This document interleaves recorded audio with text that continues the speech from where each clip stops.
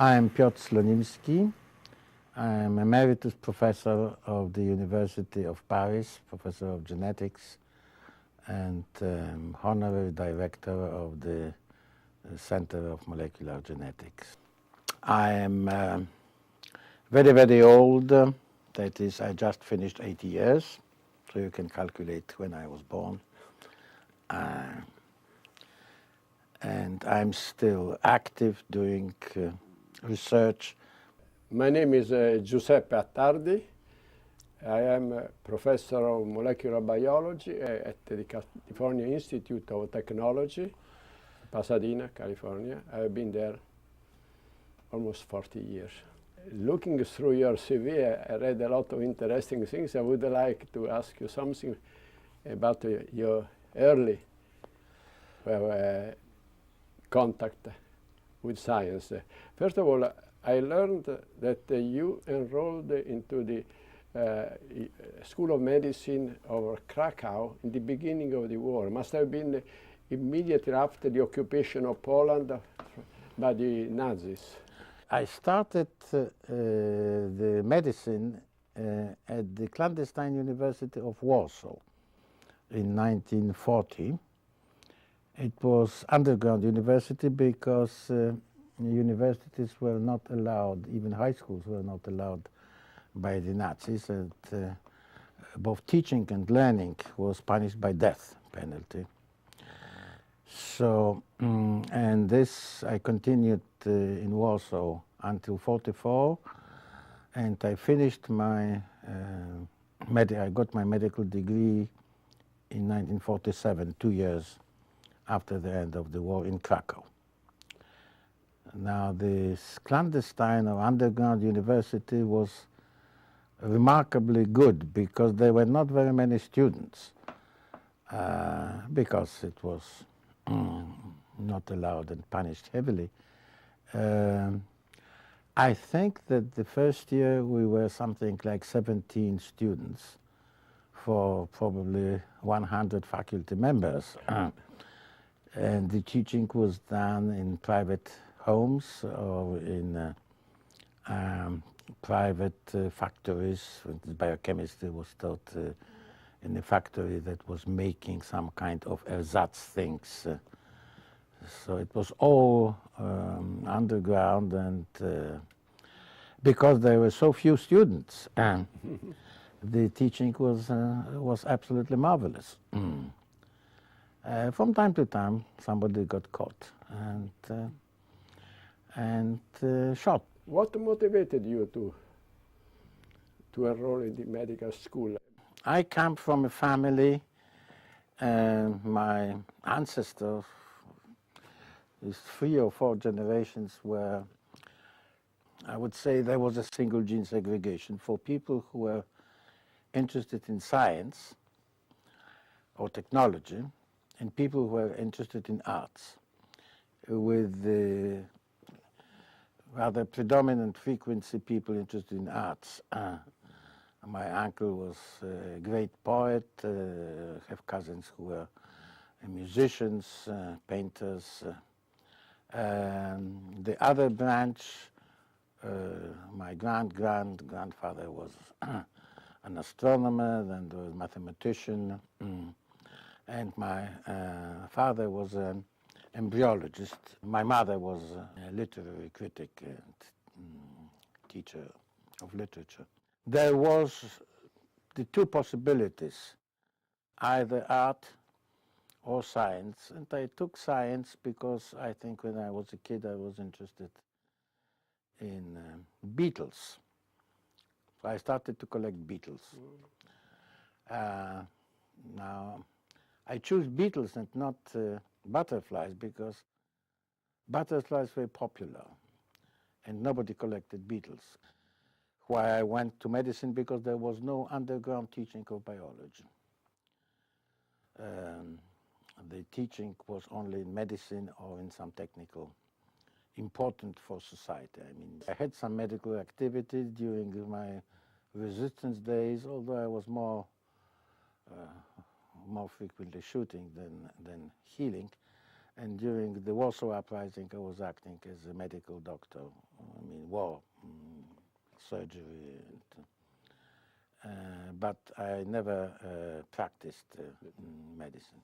I knew nothing about genetics. I was not taught during this underground teaching. There was no teaching of genetics. Of course, I heard about Mendel laws, but I didn't understand very much of it. Didn't understand the depth of it. I understand that you suddenly, as from your CV, you ended up in France. How did it happen? At the end of 1943, during one of our action against the Nazi, we got hold of a Feldgendarmerie post, small military post outside of Warsaw, to get some arms. I found a book which was 2 volumes, German, a very good book called Theoretical Biology by von Bertalanffy. And there was a large chapter about genes and what they are and what they do. And there was the genes were described as hormones or enzymes, and they're doing all sorts of fantastic things. And it was all based on some work on Chlamydomonas by a German biologist, Möwus, who claimed that he discovered the nature of the genes. It was fantastic. It was all false, as it turned later. I didn't know, of course, at that time. And at the end of this chapter, there was a mention of similar work, not as good as the work by Möwus, but nevertheless dealing with what the genes are by a Fuchsian beetle on Drosophila. So when I finished my MD, and I didn't have any family in Poland left because my parents were killed in 44, cousin, well, everybody was killed. So I decided to look what these genes, mysterious genes, hormones, enzymes do. Beetle was in the States, so it was very far away. So I decided to come to Paris. Went to a Fuchsi and said, look, we spoke English because I didn't speak a single word of French. And I told him that although you are not the best, but only second to the best, I'm interested in what you are doing. And he smiled, had a good sense of humor. And he said, what would you like to do? And I wanted to do the experiment which is now extremely popular, and that time was not popular at all, to do the transplantation of nuclei, to see whether a differentiated cell has all the genes. I mean, it's totipotent. I learned that the best organism to do it from books is sea urchin. I would like to do it on sea urchin and transplant nuclei from differentiated cells to the egg. He said, well, it's good, good experiment. I'll take you if you learn French in 1 month. So I had to learn French in 1 month, which I did, partially, of course. And started to do these transplantation experiments, for which I worked about 2 years without success. And the Fuchsi said, look, we just found some small colony mutants of yeast. Yeast, and this you can do in Paris. So while you wait for the results on sea urchin, you do the work on these mutants. And he suggested that they are probably deficient in some fermentation of sugars. So I asked why. Why do you think that they are deficient?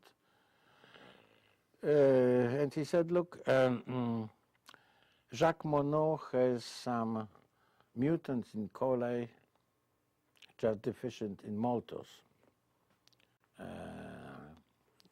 fermentation. Spiegelman and Lindegreen had some mutants deficient in mellibiose and galactose. Therefore, these mutants should be deficient in some fermentation of sugars. So I started to look at them, and there was no difference in the fermentation of sugars until I found quite rapidly they were totally deficient in respiration, no oxygen uptake. So this came as a shock because people thought at that time that total absence of oxygen consumption should be lethal. Boris Roussy, Philippe Lheritier, Renaud Tingres, before that, well, at the same time, in parallel, demonstrated that they were non-Mendelian mutants induced by acreflavin. So this is how it all started, that you had a non-Mendelian hereditary determinant which was leading to total loss of oxygen consumption.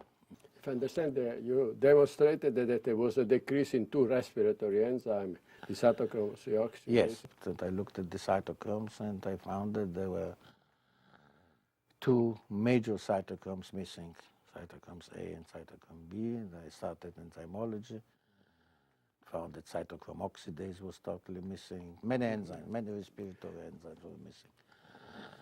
So it was a second paradox, because at that time there was the major idea, one gene, one enzyme, beetle. And here this was not a gene, this was some kind of a factor, and many enzymes were missing. But I understand that at that time you associated this deficiency in these respiratory enzymes with these large granules, which had been discovered by Claude. By Claude, which turned out to be mitochondria. Now, what I found, which seemed to me important, that the enzymes missing in the mutants were all enzymes linked to large granules. Now, at the same time, in parallel, I found when the yeast was grown anaerobically, no oxygen, there was no cytochromes and no respiratory enzymes in the cell. And this didn't concern only the granule-linked enzymes, but all the enzymes. Cytochrome C was not made. It sufficed to expose yeast, anaerobically grown yeast, to oxygen without growth, just aerated in buffer with an energy source, say glucose, small amounts of glucose. And all the enzymes were made within few hours. So the whole respiratory enzyme story had two facets. One facet was hereditary control by the non-Mendelian factor of Roussy and collaborators, and on the other hand by oxygen and respiratory adaptation. Although they are independent, they are linked because a series of chemical compounds which induced mutation at the same time inhibited respiratory adaptation very, very precisely. I understand that there was also another environmental factor which controlled the expression of this respiratory enzyme, namely glucose. I found that glucose was very strongly inhibitory. It was promoting fermentation and inhibiting not respiration. There was no inhibition of the activity of the enzyme, but there was inhibition, well, repression of the formation of respiratory enzymes and so on. So there was a whole array of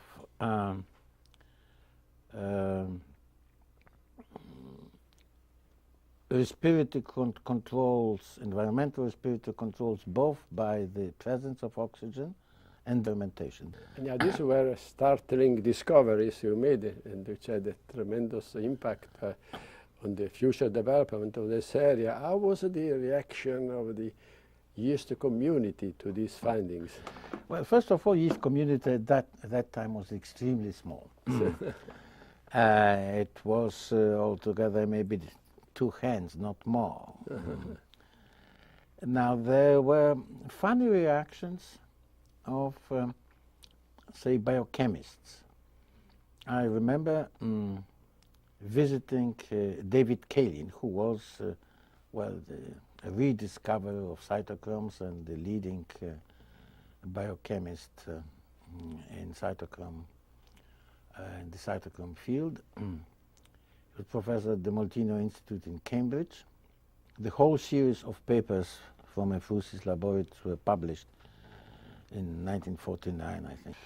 Efusi didn't want to go to this first biochemical congress in Cambridge. He said, I'm not a biochemist, you should go. Although, you know, I was not a biochemist, I was self-made man. So I gave the talk and visited Kalin and brought some mutants. I mean, the petite mutants and the grand, wild type. And Kalin, who was a charming man, had his personal laboratory in his office with hand spectroscopes, all sorts of, he could do fast characterization of cytochromes. So he took the 2 tubes and disappeared in his office lab for about an hour and said, it is true, it is a monster. It has no cytochrome oxidase, it is a monster. So the biochemists were not, they found that this is that it shouldn't be true. Bertrand Chance in the 50s, early 50s became persuaded. He came to visit me, looked at my data and said, well, this is true, both. I mean, the induction of respiratory enzymes by oxygen, repression by fermentation of glucose, and the absence in the non-Mendelian mutant. So he even invited me to come to work to his lab, but I was refused the American visa, so I couldn't go there. Which in a certain way maybe is quite fortunate, because I would have become much more biochemically minded, and instead of being more interested in genetics that came later. And the geneticists, of course, were against, essentially were against Efusi's ideas that this is non-genic, and there were all sorts of funny explanations why it should not be true that this is non-Mendelian. Very clever explanation, simply not true. Then Josh Lederberg and Bob Wright demonstrated that the heredity was cytoplasmic by doing first cytoduction experiments, that is transferring nuclei independently of what was in the cytoplasm. So historically it was first non-Mendelian, then cytoplasmic, and finally mitochondrial genetics. How did it come? I mean, this final conclusion that the mitochondrial DNA was the genetic element in this phenomenon. The discovery, the original discovery that there is DNA in mitochondria is by Nass and Nass, the 2 Swedish cytologists, who very conclusively shown that in the mitochondria you have fibers which are digested by DNAs and not digested by RNAs. This is 63, I think. Then several papers, more biochemical, came from Gottfried Schatz, isolating from chloroplast that there is DNA. But at the same time, there was this finding that there is a special kind of DNA, AT-rich crab DNA. I think it was Kornberg who discovered it. Pure polymer AT repeated 100 or 1,000 times. And of course, a DNA of that type, although chemically it is DNA, it cannot be a genetic element because it is monotonous and it cannot carry genetic information. So there were two views. There is something chemically which is DNA, but this is probably a monotonous polymer like the crab polymer, but the genetic material is rather RNA, and they were indirect experiments. For instance, we found, François Lacourt and myself, that fluorouracil induces petites very strongly, and people thought if it is fluorouracil, then it should be RNA rather than DNA. And the final,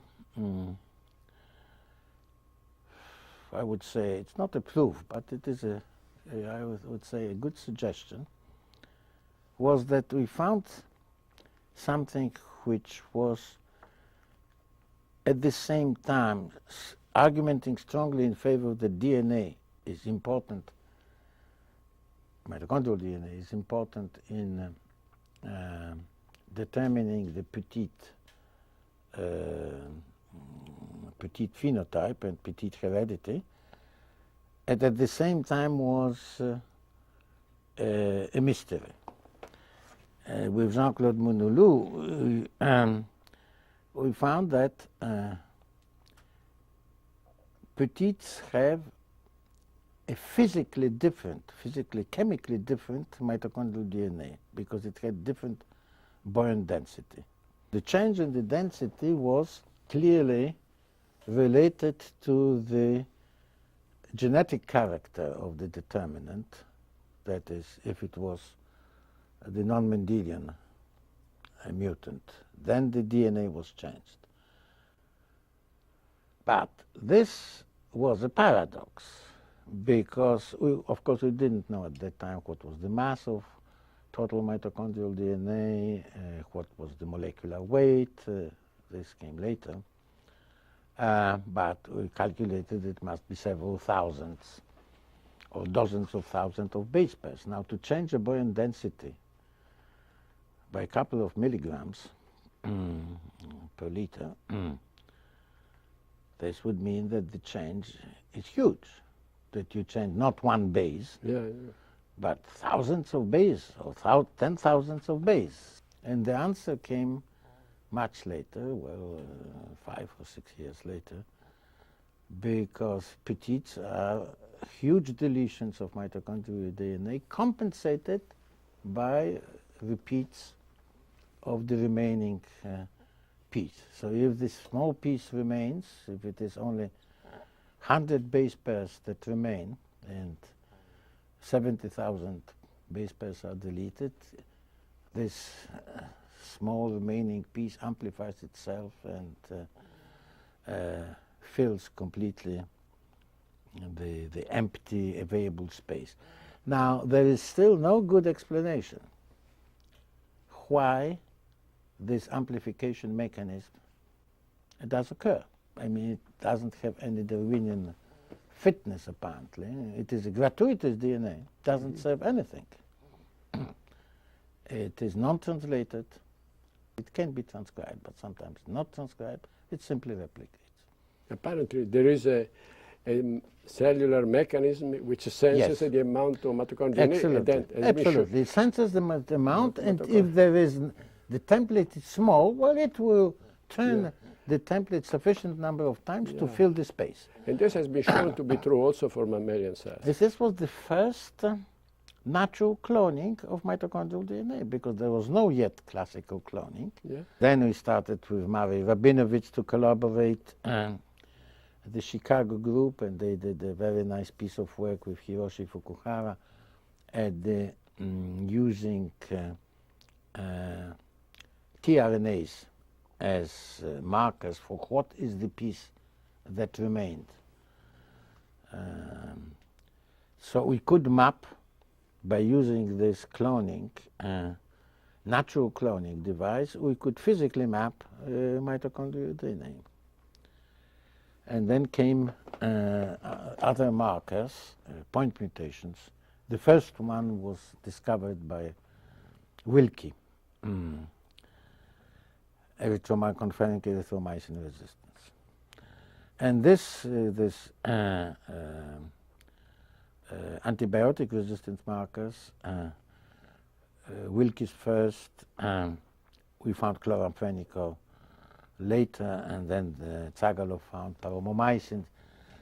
They were extremely useful because petites were a pain in the neck in a certain way.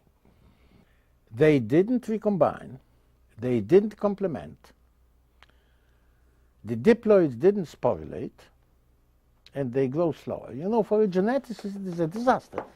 You have one single complementation group for the whole mitochondrial DNA, one single recombination group.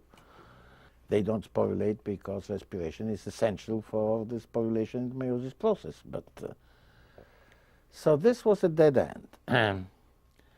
And Wilkie contribution is very important because these were the first Wilkie, then Linane group came, and we had already something like 5 or 6 different markers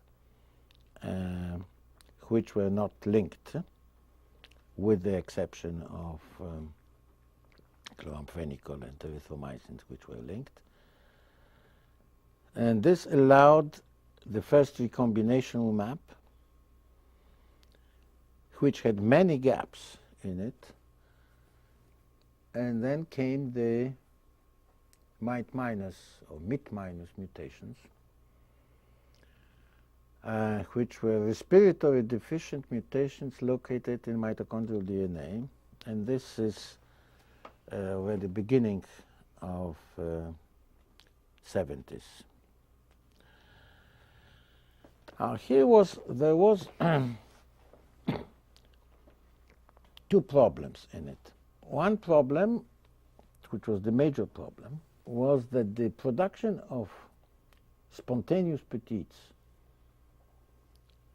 that is, petites, when I call petites, is that the rho minus or rho 0 petites, those that have no changes in the nucleus, but only changes in the mitochondrial DNA. Rho 0 means, that there is no mitochondrial DNA, and rho minus is there is mitochondrial DNA, but it is deleted more than half of it.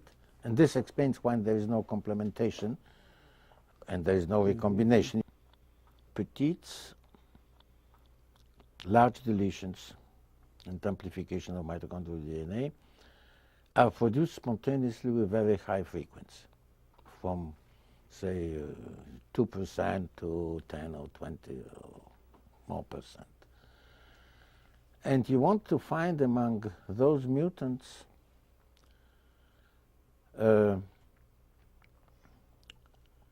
mutants which will be due to, say, a point mutation, a single gene mutation or a single base pair mutation, which in theory should occur with frequencies 10 to minus 6 or 10 to minus 7 or so.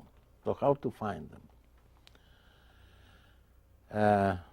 Phenotypically, you could screen them by looking at the cytochromes. It's really laborious, and there were 2 approaches. First developed by Alex Zagalov at Columbia University, who spent a short time in Gif in early 70s. And he did the brute force approach, that is to test one by one biochemically for protein synthesis of the mutant, mitochondrial protein synthesis. Because petites, of course, they don't make respiratory enzymes, cytochrome oxidase, but they don't make protein synthesis, while a nuclear mutant should have mitochondrial protein synthesis. So he developed a rapid screening technique by brute force, and he found first few mutants, came to Gif, and we mapped them. And I was lazy, and with Polish postdoc Kotylak, I developed a technique based on a mutant we found in the middle 60s, which was the first mutant for oxidative phosphorylation. I have to tell you, because this was the first time I think I devised a screening technique for which I'm happy with it, because it worked exactly how it was predicted. That's very rare. In most cases, my predictions were wrong. In most cases, I was looking for something. I had an idea that I'll find something, and I found something that was completely different and unexpected for. I'm not saying it was not interesting. Simply, it was not what I predicted. This is probably the unique case where I predicted something and found what should be predicted. The story is this. So it's beginning of 60s. We know that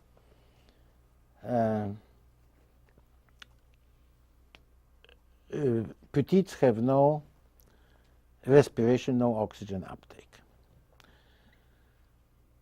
Because they have no oxygen uptake and no respiratory pathway, electron transfer, they don't reduce a salt called tetrazolium.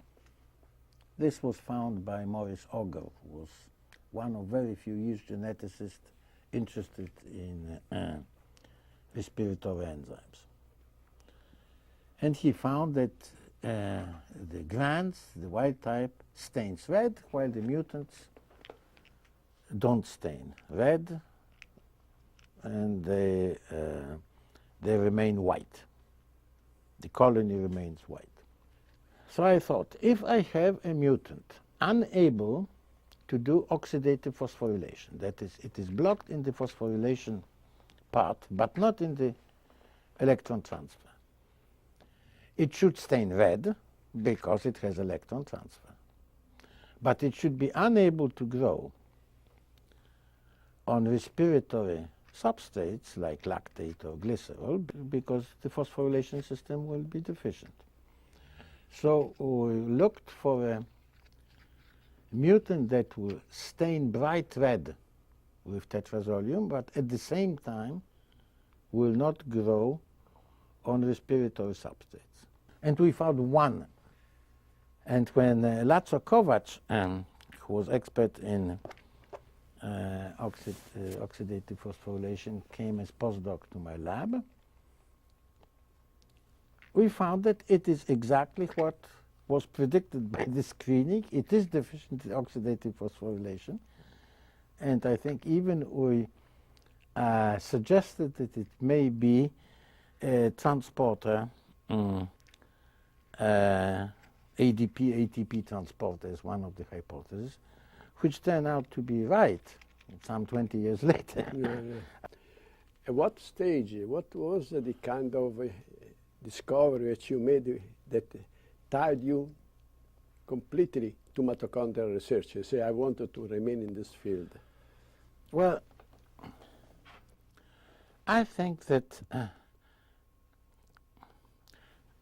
I was really fascinated by how the respiratory enzymes are made, because, well, respiration is the main source of energy for living cells, and most successful way of getting energy, and there is such an array.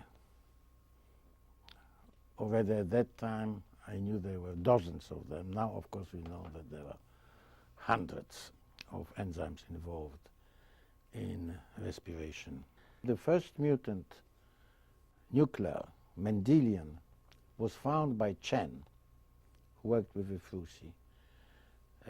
Then with Freddie Sherman, I worked on something like 6 or 7 other genes, nuclear genes.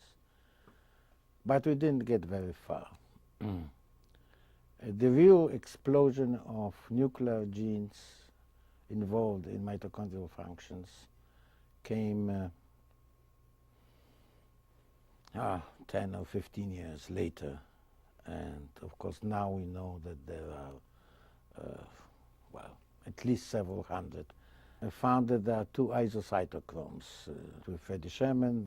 Then we found several other genes controlling cytochrome C. And HAP was found later. Of course, I mean, they are the fundamental nuclear genes, Yes. which are components of the respiratory enzymes. Absolutely. That these genetic experiments they gave in creating a map combined with the molecular approach Yes. led to the first description of the organization of this genome. Yes. And Well, this was good. This was good period. This is late 60s, 70s. And the map was made by several approaches. The classical recombinational mapping with a drawback, because mitochondrial DNA recombines very frequently. One gets about 10% of recombinants for a distance of only 1 or 2,000 base pairs. Therefore, most of the markers are non-linked. So this is a drawback, of course. It's good for fine mapping, but bad for whole genome mapping. The petites helped a lot because petites corresponded to these cloned fragments. yeah, And this allowed, say, to clone erythromycin or chloramphenicol resistant petite, which was isolated from the wild type. So we had the physical mapping and characterization of the petites, or it had restriction fragment later when the restriction enzymes came, this restriction fragment, then hybridization, DNA hybridization, RNA, DNA hybridization, and the important step in it was the first clean hybridizations between ribosomal RNAs, large and small, done in collaboration with Mari Rabinowitz's laboratory in Chicago by Hiroshi Fukuhara, who was my major biochemist or molecular biologist, charming, first of all student and then colleague. And it turned out that, say, paromomycin resistant maps were the small ribosomal RNA maps, chloramphenicol resistant and erythromycin resistant, spiramycin resistant maps were the large ribosomal RNA maps. and now the general picture came of a larger genome with the genes which were scattered substantially. Yes, scattered, were the pieces like around the 0 position, which was chloramphenicol resistance. We agreed that the 0 position will be chloramphenicol resistance locus number 1, and then some people do the map clockwise, others counterclockwise, but big fights, stupid big fights, which way we draw it. The people who were right drawing the map in the opposite way than I, because of you. Because you found in the 70s that the transcription in human mitochondrial DNA goes in one piece, in one direction. And Well, both directions. that's right, both directions, but the markers are on the, with one exception, if I remember. I mean, most of the Yes, markers are on one, one, yes. And in yeast also it worked in one direction. The other strand also, serine tRNA is transcribed from the other one. So we had couple of, well, altogether maybe 10, 15 loci. The cytochrome B markers came later, and then came the mid-minus mutations. As I mentioned, started by Tsagalov and then developed by Kotilak and me. If you have this nuclear OP1 mutation, oxidative phosphorylation number 1, if you make Rho minus or Rho zero petites out of it, it is dead. Dead, immediately dead. While every individual mutation, OP1, is viable. So we start with the OP1 mutation in the nucleus. We treated it with mutagens. Of course, we produce hundreds or thousands of the Rho minus, Rho zero petite deletions. But they are not viable in combination with the OP1 nuclear mutant. Because they are not viable, we don't see them. While if we get a point mutation in mitochondrial DNA, this one is viable. And we fished with Kotilak, I think, in maybe a month or so, about 1,000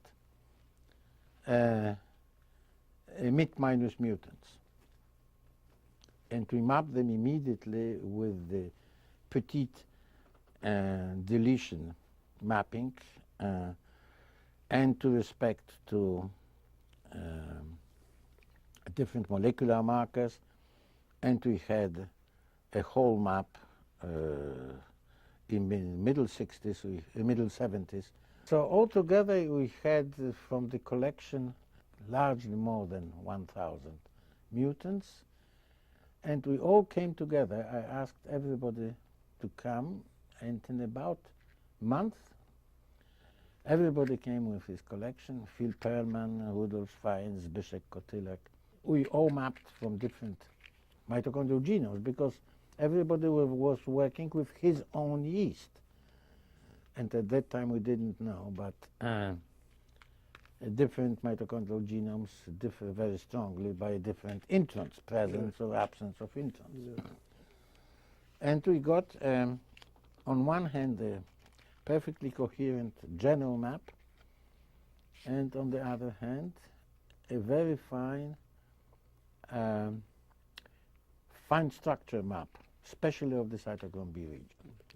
So this opened the way, created the stage for the more striking discoveries, which made in the late 70s, of the mosaic structures of some genes. Yeah. You're perfectly right. This is the beginning of the mosaic genes. And this came, of course, as a complete surprise, totally unexpected. I introduced the name mosaic gene. Wally Gilbert introduced exons and introns. A few months later, the story was like this. With cytochrome B, we knew from biochemistry, and these were solid data, that the polypeptide chain of cytochrome B is some 350 amino acids long. The sequence was not known, but the molecular data were very strong, and that there is a it's either a single protein, or if it is a dimer, it is a homodimer. So there is only one polypeptide chain of cytochrome B. So 350 amino acids gives you about 1,000 nucleotides. Okay, so this is biochemistry. And genetically, we had a distance of about 10,000. 10,000 distance, 10,000 plus minus 1,000. It was at least 9,000. Distance between, we didn't know what was the C-terminal, what was the N-terminal, but between one end of the gene and the beginning of the gene, say, and the end of the gene, we had mutants. So we have them mapped here, have them mapped here, we have them mapped here. And this was 10,000. So we envisaged a possibility that there are 3 identical genes for cytochrome B. Biochemically non-distinguishable, but 3 identical genes. Now, of course, there was a problem. If you have 3 identical genes, then why, if you have a point mutation in the gene number 1, why all the molecules of cytochrome B are changed? Because it should be 1/3 changed. So you could make complicated negative dominant mutation story, but it didn't work. And then, which was most surprising, between these 3 groups of 3 loci, we had mutations which also abolished synthesis of cytochrome oxidase subunit 1. A different polypeptide, it is not the same transcription unit. So this is 76, 77. And complementation experiments were started by Anila Mourou, who did a beautiful thesis on this, 77. And the results were again quite surprising, because all the loci in which we had the mutations affecting the structure of cytochrome B behaved as a single cistron in the classical Seymour-Benzer definition. They didn't complement in trans. There were 3 structural genes physically not linked for cytochrome B, all belonging to the same cistron. And in between, there were 3 loci belonging to different cistrons from the previous one, and different between themselves. So altogether, we had 4 cistrons. There are some genes in mitochondrial DNA which do not have a simple structure. There are portions of the genes which code for exons, portions of genes which code for introns. Now, But the introns code for proteins.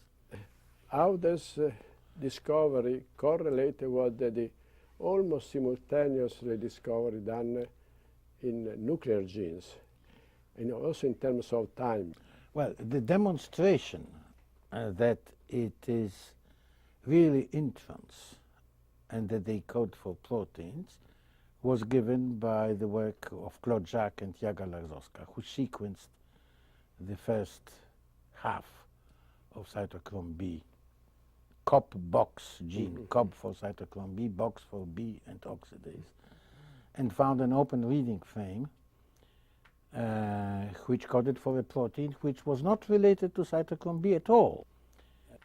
The sequence was published at the beginning of 1980, in January 80, at the same time, it was an intron for cytochrome B. So one gene's intron can be another gene's exon. And the protein, we called it RNA maturase for maturation and splicing of cytochrome B. Now, what was done in nuclear genes was biochemical and molecular demonstration of stitching together of pieces of RNA transcribed from a gene, and the biochemical mechanism of esterification, how you do it. We haven't done it. We had genetic, biochemical, and finally molecular sequence. This started a series of different types of analysis done in Gif or in Amsterdam or in Colombia, Amsterdam, Piet Bos laboratory, Les Grivel, and in Colombia, Alex Tagalov, and then people like Phil Perlman and Ron Butow. There is a whole family of proteins encoded by introns. And there are two major contributions, which are not my contributions, but people from the lab, François Michel contributions, who proposed with an enormous insight the structure saying that the introns fall into two groups, group 1 intron and group 2 intron, and they have, in structure, they are different. And of course, the direct biochemical demonstration by Tom Zech of the splicing reaction in the test tube. So this is one thing. The second is a long story that started in the late 60s of a strange phenomenon we called omega plus, omega minus, which was an enormous bias in recombination in mitochondrial DNA markers, strains of yeast. They were either omega plus, they recombined, but without a polar effect. That is, all the markers were distributed equally, if they were not linked. And the majority of markers were not linked. Then omega minus, which again, when crossed in between themselves, omega minus by omega minus, had the same picture, non-polar recombination. And omega minus by omega plus gave a completely different picture.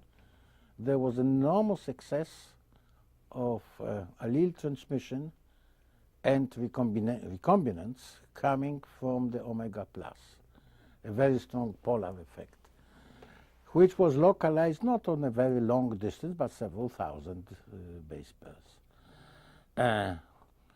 So we called it a polar crosses and non-polar crosses, and we mapped the omega gene, omega plus, omega minus gene, in the vicinity of chloramphenicol erythromycin markers, therefore in the vicinity of the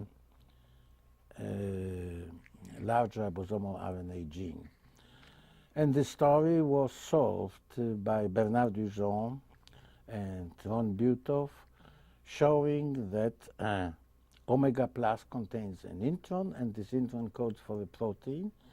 And this protein belongs to the same family of proteins that maturase, RNA maturase coded by the second intron and the third intron and the fourth intron of cytochrome B belongs to. So there is a family of proteins, intron-encoded proteins. These proteins have several properties. Some of them are involved specifically in splicing of the intron which encodes them. And therefore they have a negative feedback mechanism because they kill the messenger RNA which codes for the protein because they splice the exons. Therefore the intron is eliminated. And they transpose themselves at the DNA level, so they have a transposase property. They have maturase, RNA maturase property, DNA transposase property, and reverse transcriptase property, those which are encoded by the class 2 introns, and this was shown in several laboratories, both in Gif and in Phil Perlman.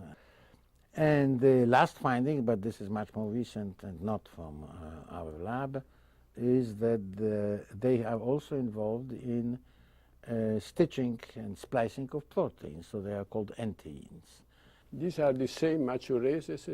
They belong to the same family. They are essentially two families. Then in later, by pure sequencing without genetics, a third group was found in algae, I think, or in chloroplast. Now, what they do, of course, organisms are opportunistic. Evolution is essentially opportunistic. So even if they originated as transposable elements, which is probable, they have been used, adapted, recruited for the function of splicing. They facilitate splicing. They facilitate formation of the free structured ribosome. And you can say that evolutionarily they started. They have been selected for one function, but they have been kept for this function, and some another function was added to it. So there is a whole world of interactions. And pleiotropy, I think pleiotropy will be the major answer to what is coming for genetics and biology in general. Fortunately, Beadle and Tatum started. They have selected genes were as monotropic as possible. And when I started to work in a Frusis lab, pleiotropy was a dirty word, because pleiotropy was not good. You know, if pleiotropy, how you can study one gene, one enzyme reaction if it is pleiotropy. So I was, from this point of view, very unfortunate, because I had already two enzymes, completely different, cytochrome B and cytochrome oxidase, then 3, 4, 5, etc. So I was always pleiotropic. But now I think pleiotrope is coming into fashion, because when one goes into details of interaction, one finds that it is a word of very tight compactness. I noticed that in the last 10 years you have, in a sense, switched somewhat your interest from the mitochondrial genome to genomics, substantially, yeast genomics. And I was wondering what motivated you to do this switch. André Gaufreau phoned me one Saturday afternoon, and he asked me what about doing yeast genome. And we spent maybe an hour or 2 hours on the phone. I was very much in favor. I was saying that I was already interested in bioinformatics, in the sense that I started a couple of years before computing, comparing all the sequenced gene, individual sequenced genes. It was not genomics, it was individual genes. I was very much in favor of André Gaufreau project and tried to help him as much as possible, doing lobbying, trying to convince the yeast community. This was in 1988 at one of these yeast genetics and molecular biology meetings. This was in Helsinki, I think. And the reaction was totally negative. People were saying it's a stupid project, it is for technicians. My argument in favor of complete sequencing were twofold. First of all, a complete sequencing of a genome gives you a closed set of data. That is, you know everything. I'm not saying that you understand everything, but at least it is a closed set of data. A second argument was, as I said publicly, that at a certain time of human development, of human knowledge development, one has to make a catalog, a hierarchical, organized catalog. And there were several cases I mentioned. One was the complete set of planets by Kepler and Tycho de Brahe, which were circling around the Sun. So this, we knew all the catalog. And this allowed Newton to make a theory of gravitation. If you didn't have a complete catalog, it would have not been possible. Then you have Linnaeus making a catalog of plants and animals with names. This has allowed Darwin, 30 or 50 years later, to make the theory of evolution. Finally, you have catalog of Mendeleev of elements, periodical table of elements, and this allows the physics, radioactivity, and so on. So one has to make a catalog. Okay, so Goffo organized, and he organized it in a very good way. Steve Oliver was furnishing pieces of DNA from chromosome 3 to different laboratories. Goffo was paying the funds proportionate to the sequence made. So if you made 1 kilobase, you were getting so much. If you did 2 kilobase, twice more. And, so and this was, of course, manual sequencing. And this is the first map I drew with Chris Herbert in 1991.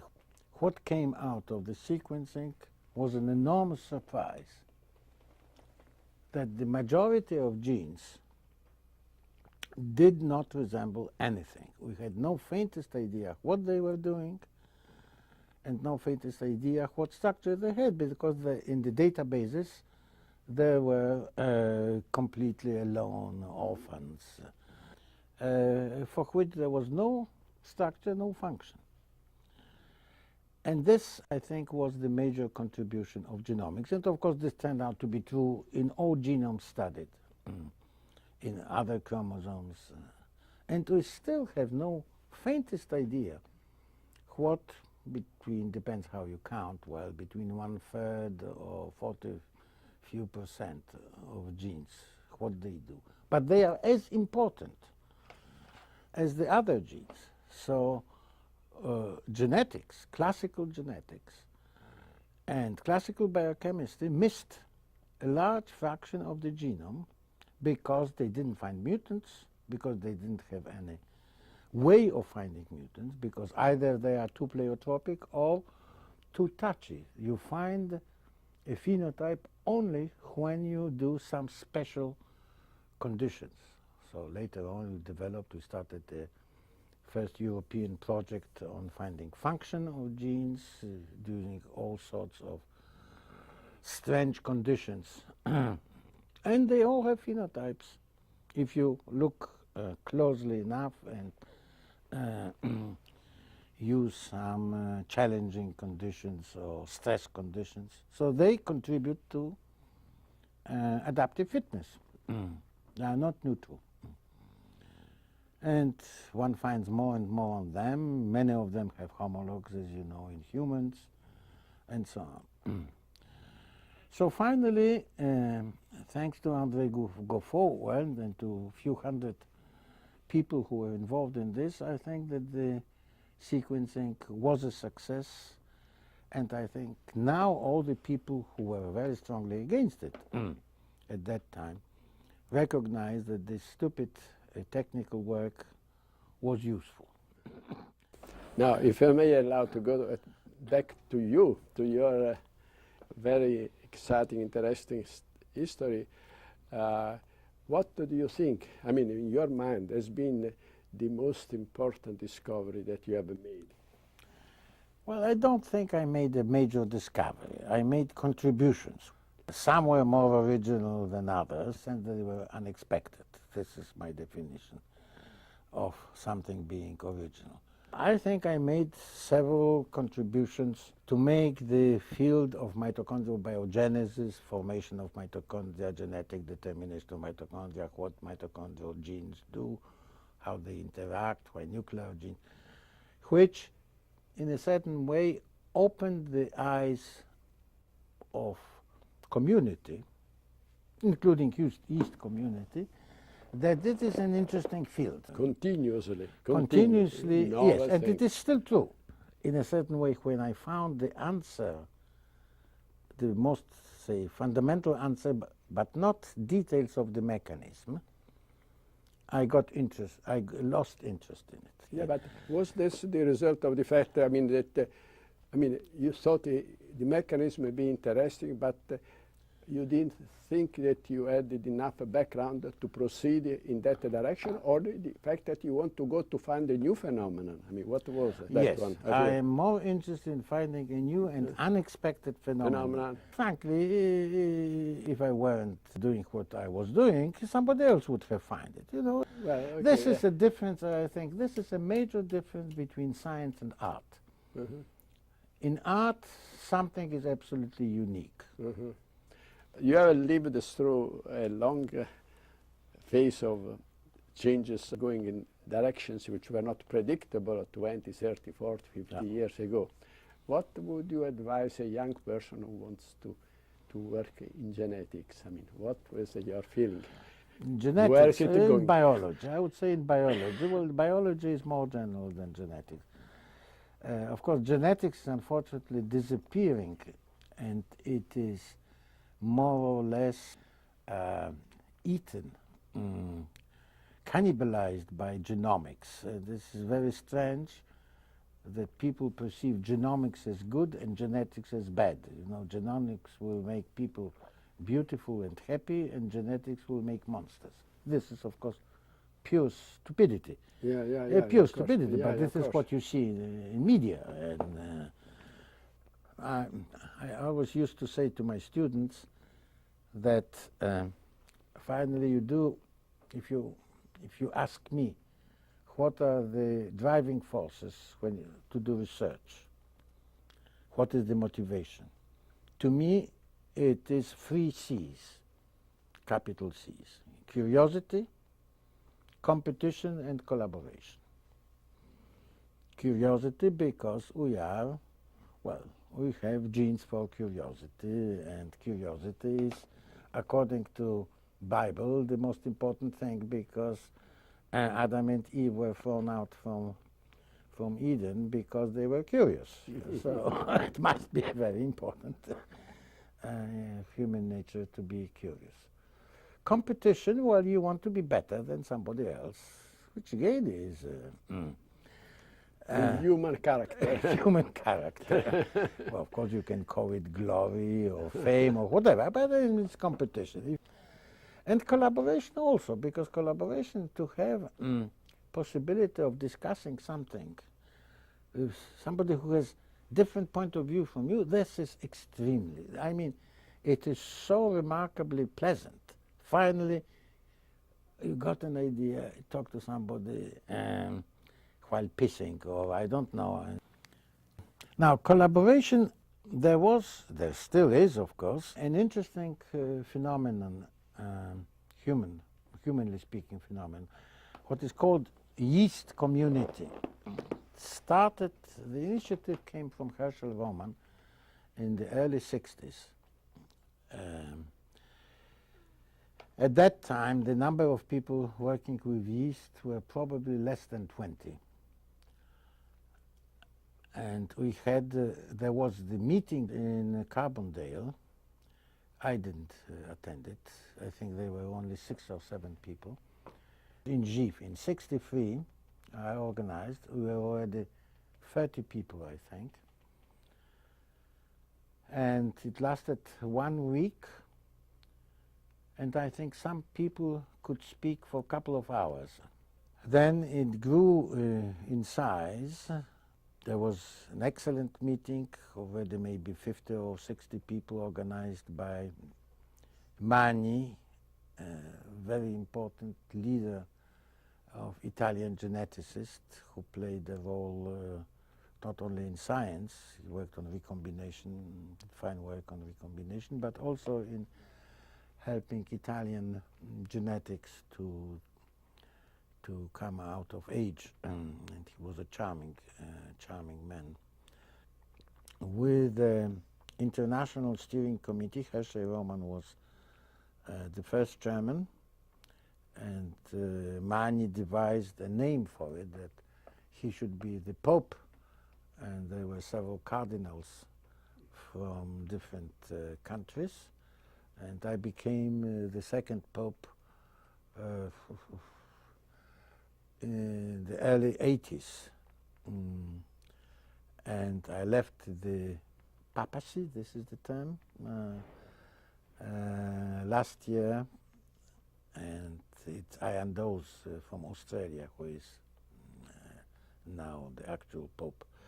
Now this is a community that now at the meeting you have around 1,000 people, and it goes from one country to another.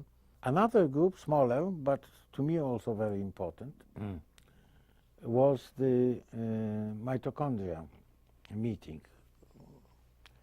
Bari, so-called Bari meeting, bringing people from bioenergetics and people like me coming from, say, genetics or biology.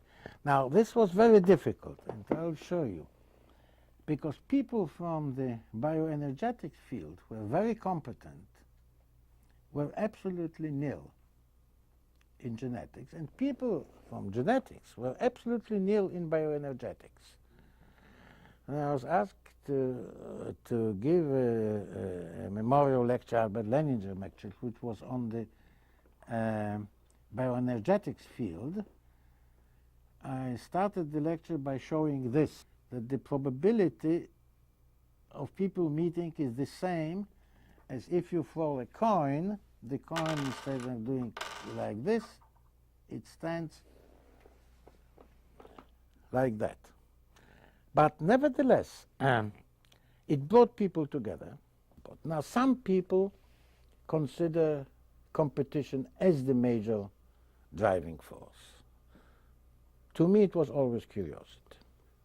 So I would suggest be curious, be curious, be curious, be curious, be curious, and you will find something which will never satisfy your curiosity.